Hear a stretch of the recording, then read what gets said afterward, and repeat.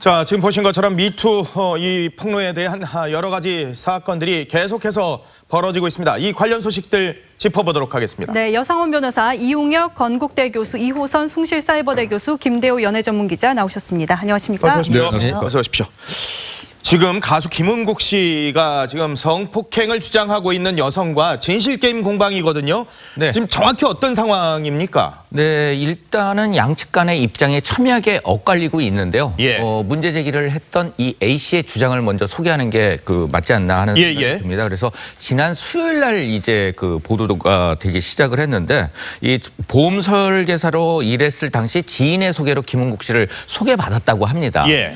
그래서 이제 그 지인들이 동석한 저녁 식사 후에 술을 좀 먹었는데 여기서 이제 성폭행 사건이 발생을 했다 이렇게 주장을 하고 있습니다. 그게 첫 번째 성폭행이죠. 그렇죠. 네. A 씨는 이제 새벽에 머리가 아파서 깨어나 보니까 옆에 옷을 벗은 김은국 씨가 누워 있었다. 이렇게 이야기를 하고 있습니다. 그래서 근데 이제 이것에 대해서 김은국 씨 같은 경우에는 사과할 이유가 없다라고 이야기를 하고 있는 상황인 거고. 전혀 성폭행은 없었다라고 네, 주장을 하고 있고요. A 씨 같은 경우에는 이 한 방송에서 김은국 씨가 사과할 이유가 없다고 하셨고 왜냐하면 그냥 술을 먹고 좋아서 한 일이다라고 이야기를 했기 때문에 이 부분에 대해서 굉장히 화를 내고 있는 상황이었습니다. 네, 지금 사건을 들어보면은 피해 여성이 자신은 성폭행을 2번 당했다 이렇게 말을 하고 있습니다. 예. 언뜻 생각하기에 한 번 성폭행을 당했다면은 다음 자리에는 나가지 않는 것이 보통이 아닐까 싶기도 하거든요. 네. 근데 또 피해 여성의 변도 있는 상황입니다. 일단은 김은국 씨가 아직은 혐의를 받고 있는 상황이어서 이제 의혹을 받고 있는 상황이어서 사실관계가 조금 더 명확하게 규명이 돼야 되긴 합니다만 일단은 2차 피해가 먼저 발생한 건 사실인 것 같아요. 왜냐하면 왜 2번째 그럼 그 자리에 나갔느냐. 네, 이 부분에 대해서 한 매체와 이 A 씨가 인터뷰한 내용을 보면 A 씨가 이렇게 이야기합니다. 김은국 씨가 항상 종교, 곧 불교 얘기를 했다. 김은국 씨도 불교고 이 A 씨도 지금 불교여가지고 이 김은국 씨가 평소에 보살님 이렇게 부르면서 남녀 관계라기보다는 서로 간에 사업으로도 돕고 같이 술도 마시고 식사도 함께 나누는 그런 관계가 됐으면 좋겠다. 이런 얘기를 하면서 실제 2번째 자리는 나가지 않으려고 했는데 일단은 다른 분들도 함께 있다라고 하는 이야기에 안심을 해서 일단은 나갔고 또 혼자 있었다면 절대 그 자리엔 가지 않았을 것이다. 일단 A 씨의 주장은 이러합니다. 그런데 2번째 그러니까 이 피해를 주장하고 있는 자리에는 김은국 씨와 이 여성 외에 또 다른 사람이 있었다고 지금 목격자의 증언이 나왔습니다. 예, 그 목격자의 증언을 하게 된 동기도 이 반박 과정을 보니까 무엇인가 이 사실을 바로 잡아야 되겠다 이런 취지로 증언을 한다고 얘기합니다. 그래서 필요한 경우 법정에서도 증언을 하겠다 이렇게 얘기를 하고 있는데요. 결론적으로 보면은 지금 피해 여성의 주장에 신빙성이 없다. 라고 하는 취지의 몇 가지 얘기를 하고 있는 것 같습니다. 네, 왜냐하면은 이날 당시에 룸 자체에 스스로 이제 온 것 자체가 본인은 이제 이상하게 생각한다. 이것부터 시작을 해서요. 그 다음에 핵심적인 것은 이 시점에서 이 피해 여성이 술자리에 없었다. 나는 그거 본 적이 없다. 이런 식의 얘기도 함께 하고 있는 것이죠. 그리고 또 하나가 뭐냐면 손을 끌었다고 하는 얘기를 하고 있는데 그 시점이 대략 새벽 3시 정도로 추정되는데 이미 룸에 들어간 그 시점은 새벽 1시였다. 그래서 여러 가지 이제 룸 서비스라든가 이런 영수증도 있다. 3시에 손을 끌었다고 하는 이 주장 자체가 이거 터무니없는 것이다. 이런 식의 얘기를 하고 있습니다. 다만 이제 지금 목격자의 사회적 예를 들면 친분 관계를 보면 상당히 김은국 씨하고 또 가까운 쪽에 있던 사람이 아닌가. 친소 관계가요. 그러다 보니까 이것이 정말 믿을 만한 얘기인지 아닌지 역시 진실게임적 입장에 좀 있는 것 같고요. 그런데 제가 봤을 때는 이날 이 목격자의 증언 자체가 2차 폭행에 관한 증언인 것 같습니다. 그러면 지금 뭐냐면 지금 피해자의 주장에 의하면 1차 성폭행에 관한 거는 김은국 씨 측에서는 아무런 지금 반박을 하고 있지 않은 상태예요. 그러니까 그 부분에 있어서는 이것이 좀 이상하다. 또 김은국 씨의 신빙성을 조금 해야 하는 이런 상태이기 때문에 역시 진실 게임이 계속 진화 발전하고 있는 게임이라는 표현을 저희가 그렇죠. 쓰지 말아야 될 것 같습니다. 이건 잘못된 표현인 것 같고요. 그런데 지금 서실한 분의 이 말씀은 2차 지금 성폭행 있느냐 없느냐 직접적인 증거는 아니에요. 왜냐하면은 그 A란 여인이 자기들이 2차 술자리 할 때까지는 없었지만 그 끝나고 왔다는 거는 인정하고 있거든요. 그래서 그 시간에 그 이후에 김은국 씨와 이 A 여인이 있었다는 거는 지금 인정돼요. 거기서 성폭행이 있었는지는 전혀 지금 알 수 없고요. 설 씨 말도 그건 아니고. 그런데 좀 중요한 거는 설 씨 말이 맞다면은 지금 A 여인의 말이 조금 신빙성이 떨어진다는 면이 있는 거죠. 우리가 유명한 그 IMF 총재였던 도미니크 칸이라고.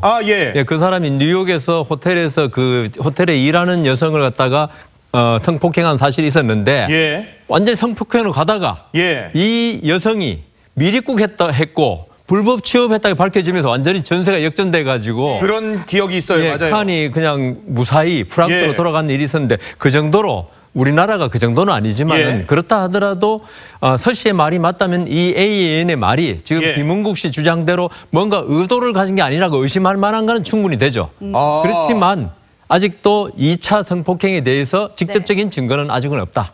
그렇게 말씀드립니다. 그러니까 이 여성 같은 경우에는 호텔 CCTV를 보자 이 얘기를 하고 있는데 이 사건이 2016년 말에 있었던 일이기 때문에 CCTV가 남아있을 확률이 굉장히 떨어집니다. 그렇죠. 그게 CCTV가 일반적으로 한 6개월 정도도 지금 보관이 잘 안 되거든요. 우리가 저희들 재판해가지고 뭐 CCTV 보자 그러는데 6개월 전은 거의 보관이 안 돼 있더라고. 계속 그 녹화되면 옛날 건 차례차례 지워지니까. 그래서 이 여성의 말로는 자기 주장을 입증하기 좀 힘들 것 같습니다. CCTV로는. 아니 그러면은 어떻게 되는 거예요? 그러니까 법률적으로 그럼 지금 김은국 씨는 법적 대응을 하겠다라고 지금 하고 있는 상황이거든요. 그렇게 되면은 조사가 들어갈 가능성이 있는데 이 성폭행에 대한 객관적인 입증을 해줄 수 있을 만한 아직까지는 정황적 증거들이 없고 서로의 공방만 있는 상황이거든요. 그래서 제 생각에는 이 사건이 결국은 지금 직접 증거가 아무도 둘 다 없어요. 말만 있지. 그렇다면은 검찰도 수사가 참 난망합니다. 이런 경우에 뭐 CCTV라도 있었으면 알 수 있고 그다음 주위에 목격자라도. 그러니까 뭐 근데 김은국 씨하고 A 여인이 있는 방에 제3자가 있을 리가 없잖아요. 이 때문에 지금 또 이게 진짜 성폭행이 아니고 준강간이라고 그러지 않습니까? 첫 번째 성폭행 말입니다. 술 취해가지고 뭐 아무도 모르는데 아침에 일어나니까 전부 옷 벗고 있더라. 이건 누가 진짜 준강간을 했는지. 왜냐하면 뭐 취해가지고 정신없는 여성한테 폭행할 땐 준강간이라 그러거든요.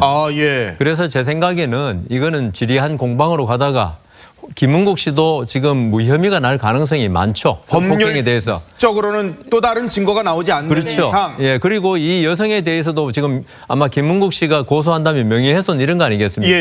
이것도 결국은 알 수 없으니까 그것도 무혐의. 그러니까 서로 뭐 그냥 없던 일로 될 가능성도 있는 거죠. 어쨌든 이 상황 속에서 김은국 씨는 지금 방송을 중단한 상황이고 본인이 녹화했던 부분 다 통편집된 그런 상황이기도 합니다. 일단은 이 사건에 대해서 굉장히 강한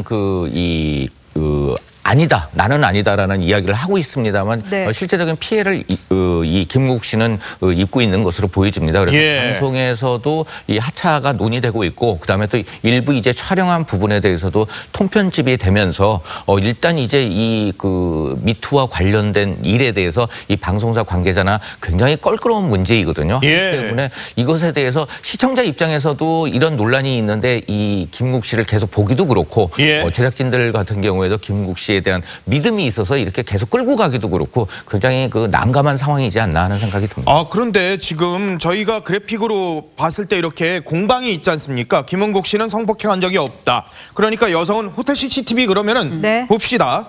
그리고 또 김은국 씨는 당신이 미대 교수라고 사칭을 했잖아. 그랬더니 무슨 소리야? 난 사칭한 적이 없거든. 그럼 또 김은국 씨는 당신 나한테 돈 1억 5천 달라 그랬잖아. 그랬더니 여자분이 사과 안 하니까 그건 내가 그냥 화나서 그런 거야. 이런 얘기를 하는 거거든요. 그러니까 이게 지금 양쪽에 공방이 있고 말만 지금 굉장히 무성한 상태이긴 하거든요. 근데 분명한 거는 제가 볼 때는 지금 이 김은국 씨 사건이 어떻게 보면은 김은국 씨 입장에서나 이 피해를 입었다고 하는 A 씨 입장에서나 양자에서 2차 피해가 다 발생하는 거라고 저는 생각을 해요. 왜냐하면 김은국 씨 같은 경우도 아직은 의혹 상태예요. 의혹 상태이긴 한데 물론 이제 유엔에서 나왔던 그 여성차별철폐위원회에서는 곧 혐의만으로도 조사를 시작해야 된다. 이런 입장을 가지고 있습니다만 이 김은국 씨에 대해서는 그렇게 오랫동안 기러기 아빠 생활을 했는데 당연히 그런 일이 있을 수 있는 거 아니야? 이런 소문이 돌고 있고요. 그리고 이런 누리꾼들 중에 A 씨가 1억 5천을 빌려달라고 했던 부분에 대해서 역시 돈이 있었지. 그리고 나서 김은국 씨가 안 된다고 얘기했더니 다른 사람에게 또 돈 내기를 했더라. 이런 얘기가 나가면서 혹시 이 A 씨가 어떤 의도를 가지고 접근했던 건 아닌가. 또 신분까지 속이며 김은국 씨 같은 경우도 가족과 오래 떨어져 있다 보니 혹시 다른 생각이 있었던 건 아니야. 이런 이야기들이 누리꾼들 사이에서 막 일어나고 있거든요. 그런데 지금 주장하는 것처럼 양쪽의 이야기가 워낙에 첨예하기 때문에 말씀하신 대로 조사하는 입장에서도 증거는 없고 말만 무성한 상황에서 이 결과가 어떻게 나올지 좀 지켜봐야 될 것 같긴 합니다만 그럼에도 불구하고 이런 과정이 김은국 씨에게도 예를 들어서 혐의가 없다면 피해가 가면 안 될 것이지만 혹시 A 씨가 억울한 상황에 처해져도 안 될 거라고 봅니다. 자, 다음으로는 이 소설 경마장 가는 길로 문학계 스타로 등극한 하일주 교수에 대해서 좀 얘기를 해보도록 하겠습니다. 미투 피해자 조롱 발언도 있었고 성추행 의혹을 또 받고 있습니다. 학교에 있었던 학생을 자신이 가리킨 학생을 성추행했다는 의혹을 지금 받고 있거든요. 예, 먼저 성추행 사실을 보면 2016년 한 2월 정도로 이렇게 추정됩니다. 그 학생이었고 일반적으로 뭐 식사를 하러 이제 야외에 갔던 것 같습니다. 거기에서 이제 그 반주도 하고요. 그런 다음에 그 귀가하는 과정에서 여러 가지 뭐 용변 문제라든가 기타 그 문제 때문에 한 곳에 그 차를 멈추고 풀숲으로 이 피해 여학생이 이제 갔습니다. 근데 이것을 계속 그 쫓아가면서 그 손을 이렇게 움켜잡으면서 계속적인 이제 그 키스라고 하는 입맞춤에 대한 그 시도 이것이 그 있었다고 현재 그 알려져 있습니다. 그러니까 어떻게 본다면 이 당시에 또 다른 범죄 혐의는 사실상 음주운전을 한 셈이죠 또. 그런데 어쨌든 이것이 이제 그 논란이 그 되었던 것은 사실상 뭐 수업 시간에 우리가 상당히 조금 이해하기 어려운 그런 이제 언급을 한 그와 같은 점 때문에 불거진 것인데 이 성추행과 관련된 것도 상당 부분 있었고 이것을 그 문제가 돼서 결국은 이제 그 학교에서 여러 가지 논란이 있었는데 스스로 뭐 사과라든가 근데 오히려 처음에 이 학생이 또 이메일로 이 그 하일지 교수한테 사과를 한 것으로 또 알려져 있습니다. 근데 학생 입장에서는 그것은 어쩔 수 없이 논문이라든가 학점이라든가 이것 때문에 나도 비겁한 걸 알지만 사과를 했다 또 이렇게 그 얘기가 하고 있기 때문에 이 역시 그 가불의 그 권력 관계에서 오는 성적 자기결정권에 대한 해함의 또 다른 그 표상이 아닌가 생각이 되고요. 이 당시에 그 상당히 좀 특이한 것이 입맞춤에 대한 그 시도 자체에 대한 설명 자체가 또 다른 공분을 낳고 있는 지점이 아닌가 생각이 됩니다. 그게 뭐냐면은 유럽에서 키스라고 하는 것은 별다른 의미가 있는 것이 아니다. 이런 얘기를 했을 뿐만이 아니고 하일지 교수가요? 네. 그리고 우정을 그 느껴서 이제 그 키스를 했다. 물론 이제 미안하다는 말도 함께 하긴 했습니다. 결국은 이런 성추행에 대한 상당히 치밀한 합리화, 정당화, 또 나름대로 이유가 있었다고 하는 변명을 하는 것인데 교수의 그 변명치고는 너무나 오히려 더 실망스러운 얘기가 아닌가 생각되는 거죠. 이와 관련해서 하일지 교수 해명을 한번 좀 들어보도록 하겠습니다. 한번 들어보도록 하죠. 그 같이 산책하면서 그 말이 고마웠다는 거죠. 선생님은 천재예요. 뭐 이런 소리를 자꾸 하면 남자가 우쭐해지잖아요. 그래요. 그게 내가 아주 죽을 죄를 진 거죠. 정말 미안하다. 내가 실수를 했다. 그리고 다시는 이런 일이 없도록 하겠다. 그렇게 그런 식으로 그 외에도 수없이 사과했죠. 선생님은 천재예요. 이 말에 무줄해져서 이런 추행을 했다라고 하는데 이게 납득이 됩니까? 저한테도 천재라고 하는 분들이 가끔 있어요. 근데 저는 그 부분에 대해서 그냥 늘상한 립 서비스이거나 그냥 좋게 이야기해 주는 거지 이렇게 정도 판단하지 당신이 천재입니다라는 얘기를 살아생전 한 번도 들어보지 못하다가 그런 얘기를 들었더니 내가 우쭐해졌다.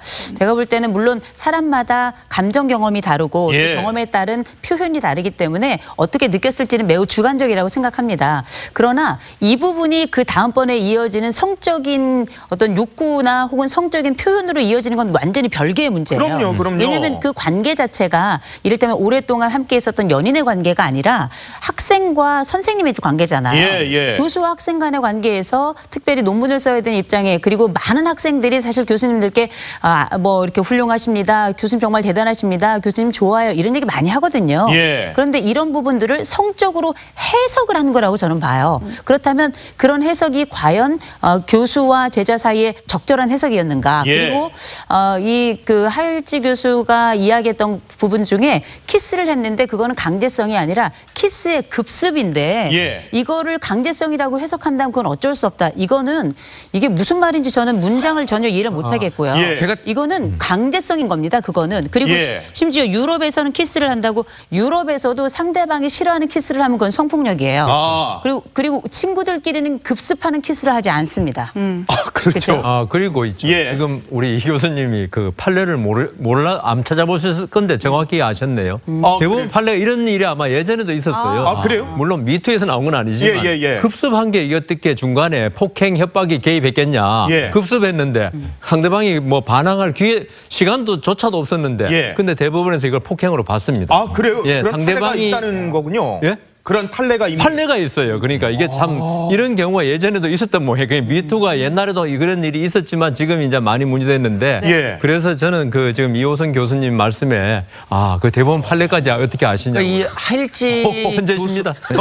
하일지 교수님 같은 경우에는 그 본인이 쓴 이제 경마장 가는 길이라는 책을 보시면 그 삶이 고스란히 녹아 있는 부분이 이거 영화로도 만들어졌죠. 그렇습니다. 자전적인 얘기인데 이 프랑스에서 이 아내가 있음에도 불구하고 프랑스 유학을 떠나서 굉장히 이제 프랑스 문학에 대한 그 굉장히 전문가이신 분이에요. 10몇 년간을 갖다가 프랑스에서 유학을 했었기 때문에 유럽 부분에 대해서 이렇게 이야기를 하고 계시지만 저 뭐 개인적으로는 제 선배이기도 하시지만 유럽에서 이 교수님이 느닷없이 학생에게 키스를 했을 때 그 판단 자체를 돌이켜보면 분명히 이 학생에 대한 실수 부분, 그다음에 또 사과를 했다는 부분이기 때문에 잘못하지 않으셨나 하는 생각이 듭니다.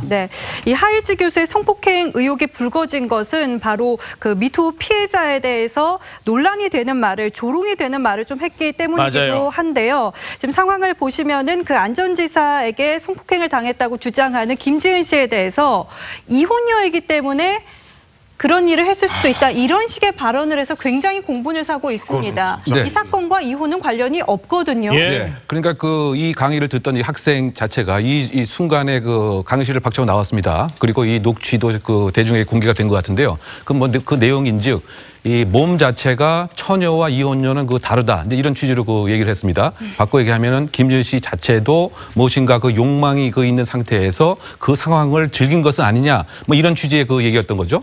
뿐만이 아니고 이 상황 자체가 만약에 중국집에서 배달을 하는 사람과 내연녀가 이와 같은 일이 있었다고 한다면 매체가 전혀 보도도 안 할 것이다. 뭐 이런 식의 이야기를 했습니다. 그러다 보니까 이것이 성적 자기 결정권이라고 하는 여성의 고유한 인권에 관한 얘기가 아니고 마치 전 근대적인 입장에서 여성이 성의 단순한 객체인 것에 왜곡된 이야기를 과연 지금 20대 청소년들에게 공개적인 강의실에서 과연 이제 할 수가 있느냐 뭐 이런 것이 가장 논란이 되고 있고요. 그러다 보니까 동독여대에서도 이것을 공식적인 조사와 또 월요일쯤에는 학생회에서 공개적인 이제 기자회견을 하겠다 이제 이런 것이다 보니까 미투 자체를 삐딱하게 보는 것뿐만이 아니고 여성의 가장 보호돼야 할 순결한 성적인 자기 결정권 이걸 상당히 자기 잣대로 왜곡돼서 학생들에 전파하고 있다고 하는 점 이 점이 상당히 교육자로서는 문제가 있는 상황으로 지금 판단되고 있는 거죠. 저는 지금 하일지 교수의 이번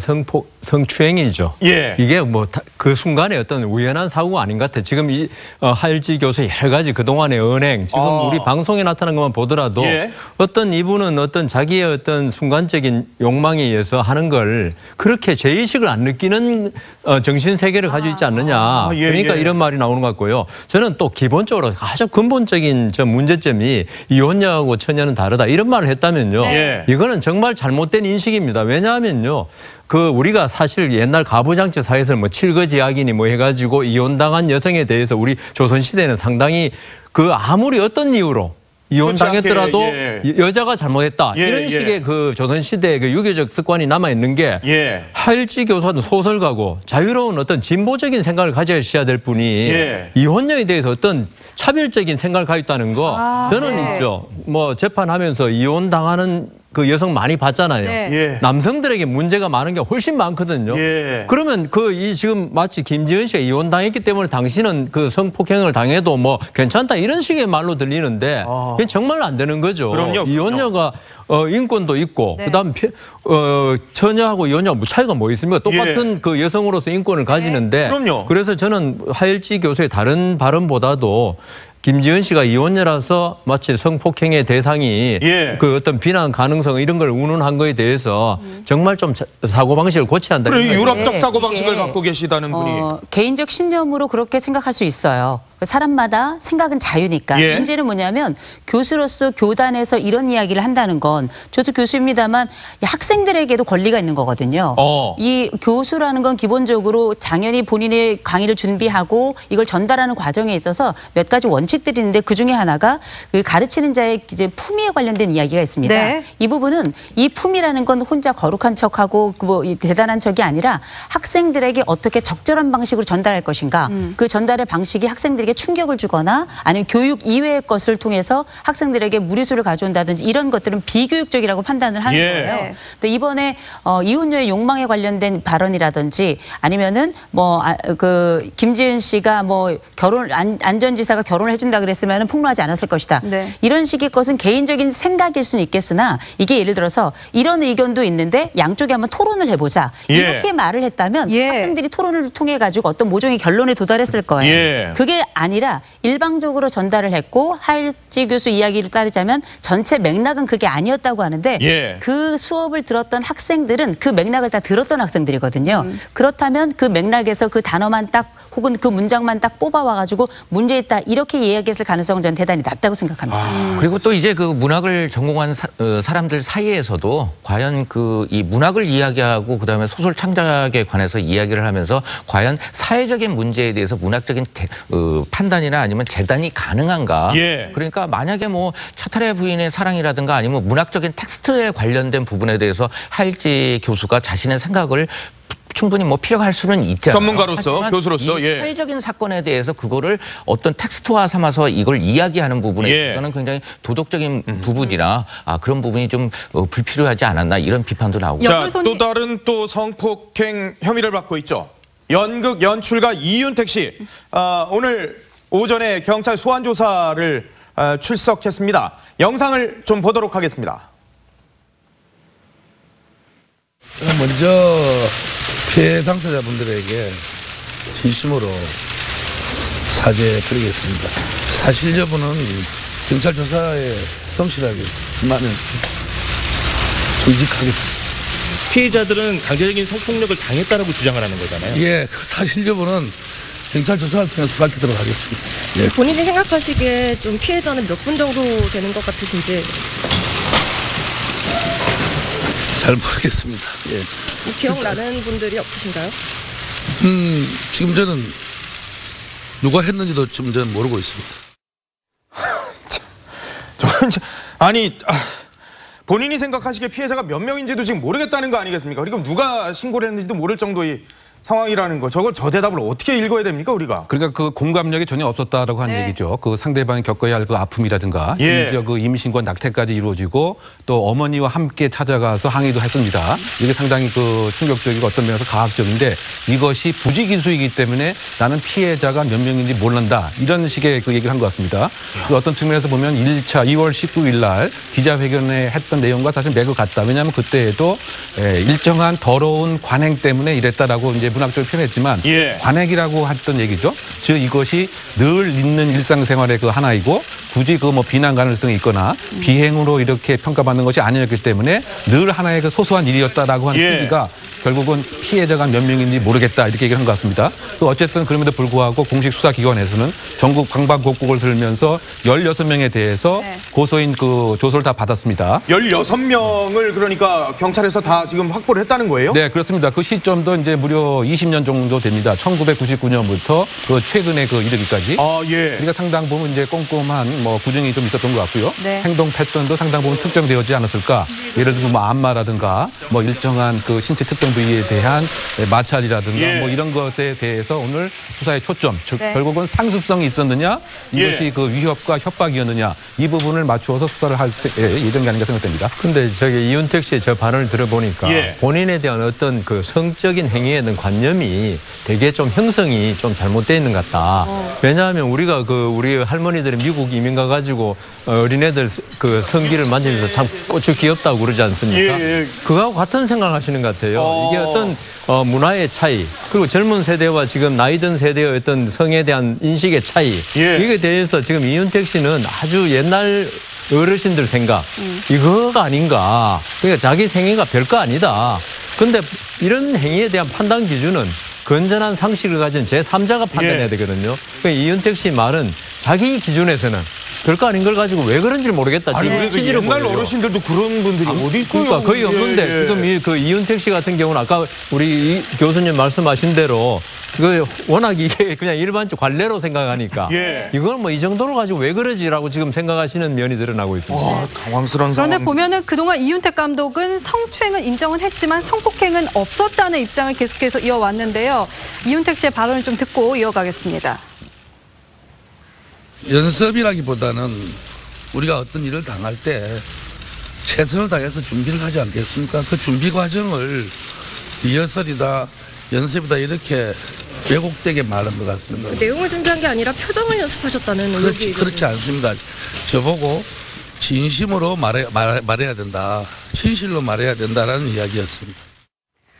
이 사건이 폭로가 된 지 한 달이 넘었는데 이제서야 이 감독을 소환할 수 있었던 것은 피해 여성이 16명, 굉장히 많았기 때문 아니겠습니까? 오늘 조사도 상당히 긴 시간 이어질 것으로 볼 수가 있을 것 같아요. 그렇죠. 이번에 공동 변호인단이 101명으로 구성이 돼 있는데요. 101명, 101명. 아마 이례적인 숫자가 아닐까 싶어요. 그만큼 이 폭력의 그 정도가 굉장히 심각하다고 보고 또 범위도 넓다고 보기 때문에 지금 현재 나타난 피해자만 16명이고 이분들은 다 극단에 속해 있는 분들이기 때문에 그런데 혹여 지금 우리가 지금 이번에 폭력과 관련된 게 이윤택 씨가 1996년부터 20년에 걸쳐서 2016년 6월 달까지를 지금 전체적으로 보고가 된 건데 이 부분보다 범위가 만약에 넓어지거나 혹은 그 이외에 또 다른 피해자들이 나올 수도 있어요. 아직 알 수는 없습니다. 그러나 일단 16명의 여러 진술조사만 해도 상당 시간이 걸렸는데 이 부분에 대한 이윤택 씨가 아마 지금까지 해왔던 걸 보면 성추행이 있었지만 성폭행은 없었다. 그러면 이 성추행이라는 것도 굉장히 범위가 또 넓지 않습니까? 이 관련된 여러 이야기들을 함께 하다 보면 아마 저항의 수준도 굉장히 강하고 따라서 진술의 내용도 많아질 것이고 조사는 길어질 수밖에 없을 것 같습니다. 아니 그런데 지금 이윤택 씨도 그렇고 안희정 전 지사도 그렇고요. 비슷한 게 있어요. 성관계는 했다. 그런데 성폭행은 안 했다. 계속 이 똑같은 패턴이에요. 그리고 근데 단수가 아니고 복수의 사람들이 근데 피해자가 나오거든요. 그러니까 아까 말씀드린 대로 이 관념이 완전히 그 우리가 일반적으로 생각하는 상식과 괴리가 좀 차이가 많이 나는 것 같아요. 그러니까 이윤택 씨는 안희정 지사는 이제 그 어떤 상하 관계 여기에서 일어나는 일에 대한 관념이 없는 거죠. 어떤 여성으로 대하는 거죠. 사실은 그 관계가 상하 관계고 이 여성이 어쩔 수 없는 관계에서 응할 수밖에 없는 그런 걸 무시하니까 자기가 왜냐하면 협박 폭행을 안 했는데 이게 왜 성폭행이지? 그 법률가가 아니면 이걸 갖다 그렇게 생각할 수도 있는 면은 있습니다만 상식으로 생각하면 안희정 지사의 변명도 저는 납득이 안 가고요. 이윤택 씨 같은 경우는 연극계 이런 데서 그런 일이 가끔 있었나 봐요. 그게 관행처럼 또 있었던 면도 있고. 손숙 씨도 그러니까 아침에 인터뷰에서 조선일보에서 그렇게 말씀하셨더라고요. 그러니까 그 연극계에서 이런 일이 있어서는 안 되는 일이 공공연하게 있었지 않느냐. 그러니까 다른 사람들 전부 다 그렇게 하는데 왜 나만 가지고 그러느냐 이런 생각. 그러니까 이게 참 상식의 차이가 너무 큰 것 같습니다. 지금 부인하시는 취지가 보니까. 안 전 지사 같은 경우에는 이 사건을 결국은 합의에 의한 관계였다. 불륜 정도만 인정하고 가는 흐름을 보일 것 같아요. 그 표현 자체가 사실 그 정치인의 입장에서 그 지지했던 국민들 입장에서 상당히 좀 난감하고 실망하는 것이 아닌가. 왜냐하면 이것은 단순한 그 남녀 간의 애정 행위의 표현이었다. 뭐 이렇게 현재 그 변호인 측에서 얘기하고 있는 것 같습니다. 그런데 이 얘기는 결국은 이제 강압이라든가 위력이라든가 위계에 의한 건 전혀 없었고 서로 좋아서 한 합의적 행위였다라고 하는 그 얘기를 하고 있는 것이죠. 그런데 과연 이제 그럴 것인지에 관한 여러 가지 그 얘기가 나와 있고 더군다나 같은 맥락에서 연구소에 있었던 2차 그 피해자의 그 사항에 있어서도 나는 그 연구소 자체에 보직도 없었고 일정한 그 인사에 대한 행사도 없었기 때문에 업무상 위력에 있을 입장도 아니었다라고 지금 얘기를 하고 있습니다. 이 역시 좋아서 한 행위다 이렇게 얘기하고 있지만 지금 그 피해자 입장에서는 그 이 연구소 자체가 그 안희정 전 지사를 위해서 설립이 되었고 또 안희정 전 지사를 보고서 여러 가지 후원금이 그 내려왔고 그 모든 연구의 방향 자체가 친구분이라는 분이 월급도 뭐 대납해줬다라는 또 증언도 나왔어요. 그렇죠. 여러 가지 뭐 건설에 관한 수주에 관한 대가성이 아니냐 뭐 이런 그 논란이 있다 보니까 결국은 처음에는 여러 가지 그 정치인으로서의 떳떳한 얘기를 하려고 했지만 법적인 소송을 앞두고 수사에 있어서 또 이제 한 번 더 부를 것 같습니다. 네. 앞두고 여전히 이것은 강압적인 무형 유형의 폭행은 전혀 없을 뿐만이 아니고 내가 도지사이기 때문에 비서라서 일정한 권세, 위력을 행사한 것도 아니다. 좋아서 한 행위였다. 네. 짧게 요약하면 분류는 인정한 셈이죠, 사실입니다. 그렇죠. 그럼에도 법적 책임은 지고 싶지 않다라고는 얘기가 아닌가 생각됩니다. 김지은 씨가 그런데 굉장히 고통스러운 모양이에요. 지금 지난번에도 한번 장문의 편지를 보냈었는데 이번에 다시 또 그런 글을 남겼어요. 이거는 이제 이미 2차 피해가 상당 부분 일어나고 있고 이런 부분에 대해서 이 사건이 종료되고 났을 때 진짜 마지막 피해는 누가 정말 피해자가 될 것인가 이 부분에 대한 우려가 그 안에 들어있는데요.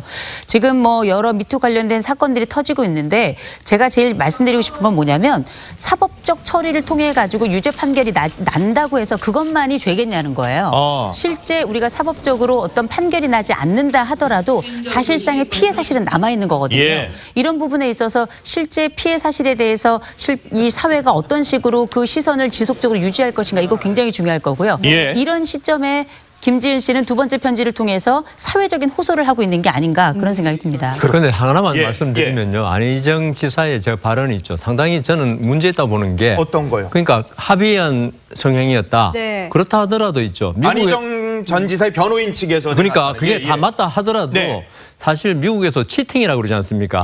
그 배우자가 있는 사람이 다른 사람과 성관계를 가질 때 이거는 어떤 도덕성에 대한 크나큰 치명타거든요. 그건 남을 속이는 거거든요. 자기 부인을 속이건 자기 남편을 속이건 그러면 우리가 안희정 지사에게 가지고 있는 좋은 이미지 이거 완전히 치팅으로 지금 그 안희정 지사는 강제 추행이 아니다 하더라도 이런 저 말은 있죠. 남녀 간 애정 행위라는 건 자기가 만일 이혼하고 독신이라면 저건 뭐 좋다 이거죠. 그럴 수 있다. 그렇지만 부인이 있는 상태 저거는 있죠. 저거는 도덕성. 우리가 그 사람 믿을 수 있는가. 치팅을 하는데 그렇기 때문에 안희정 지사의 변호인이 저렇게 말하는 것도 법률적으로는 어떨지 모르지만 정치적 도덕적으로는 아주 안 좋은 발언이다. 저는 그렇게 생각합니다. 완전히 그러니까 지금은 이제 변호사분들이니까 그렇게 얘기했지만 법률적으로는 저 전략을 완전히 하기로 확고히 한 거. 간통죄가 없으니까. 저게 뭐 합의한 간음이라면 본래 옛날에 간통죄 있었는데 간통 아닙니까? 지금 없지만 민사적으로는 책임을 다 지게 돼 있거든요. 아직도요. 부정행위를 했을 때는 상대방이. 민사적으로는요? 손해배상 책임을 져야죠. 그 안희정 지사의 부인한테. 아니 근데 안희정 전 지사는 이게 단수가 아니라 복수의 또 다른 또 고소인이 있잖아요. 이렇게 복수가 되면은 법률적으로 그래도 이게 서로 합의하면은 문제가 없는 겁니까? 그런 문제는 없습니다. 복수가 아니라 뭐 그 관계는 없고요. 다만 제 생각에 도덕성의 치명적인 결함이 아니냐. 이런 일을 자기 부인을 속인 거 아닙니까? 그러면 충남도민들, 안희정 지사를 믿은 충남도민들도 속일 수 있다는 개연성이 있기 때문에 미국에서는 저런 게 있죠. 아주 큰 정치적 타격이 되는 거죠. 그렇다면 안희정 지사 같은 경우는 도덕적으로는 비난을 받더라도 법률적으로는 내가 그렇게 나오시는 것 책임을 같아요. 받지 않겠다. 민사적인 손해배상 책임지는 거는 뭐 안희정 전 지사의 부인이 손해배상 청구를 하겠습니까만은 그거는 뭐 뒤에 문제니까 법률적인 책임을 안 지겠다는 거죠. 그런데 지금 안희정 전 지사는 이 성폭행과 관련해서는 그 전략을 쓰고 있지만 이 뭐라 그럴까요? 돈 문제가 다시 지금 불거지고 있는 상황이라서 그 부분이 오히려 법률적으로는 더 해소하기가 쉽지 않을 수도 있어 보이거든요. 어떻게 본다면 그 파생 범죄가 뭐 발각된 것은 아닌가 이렇게 요약될 수 있을 것 같습니다. 지금 뭐 대가 관계 그 친구가 예를 들면 그 오피스텔 자체를 약 8개월에 걸쳐서 대여를 해줬습니다. 그러면 그 이익 가치가 결국 이제 그 뇌물에 해당되는 것이고 또 이 친구 자체는 처음에는 아무런 관계가 없다라고 얘기를 했다가 나중에 홈페이지를 기자들에게 분석해봤더니 그 충남에서 그 발주한 여러 가지 사업을 수주한 적이 있는 한 것입니다. 그러면 이것은 사실상 그 대가 관계의 그 가능성이 상당 부분 있기 때문에 그렇다고 본다면 어느 그 기업에서 예를 들면 지금 하청업체라고 하는데 어떠한 인과관계로 이와 같은 이제 무형유형의 이익을 줬느냐 이것에 있어서 또 다른 이제 파생 범죄가 있을 것 같고요. 다만 이제 지금 지금 다시 아까 유계상 업무상 유력의 가늠으로 들어와서 이것은 이제 안희정 지사의 그 입장이긴 하지만 어떻게 본다면은 지금 다수의 그 피해자가 나오고 그다음에 그 외국에 가서 일정한 그 성적인 행위를 또 했을 뿐만이 아니고 이런 등에 있어서는 사실상 그 도지사와 비서의 관계라고 한다면 충분히 가능한 권세를 이용한 성적 자기 결정권을 해한 것은 아니냐. 이것에 있어서 충분히 다퉈볼 만은 합니다. 다만 이제 이것에 유죄 판결을 받은 국내 판례가 상당히 그 적은 것은 사실이죠. 그래서 그것에 착안을 해서 법적인 공방으로 나가는 것이 아닌가 이렇게 평가할 수 있을 것 같습니다. 그렇군요. 알겠습니다. 지금까지 네 분과 말씀 나눠봤습니다. 고맙습니다. 고맙습니다. 감사합니다.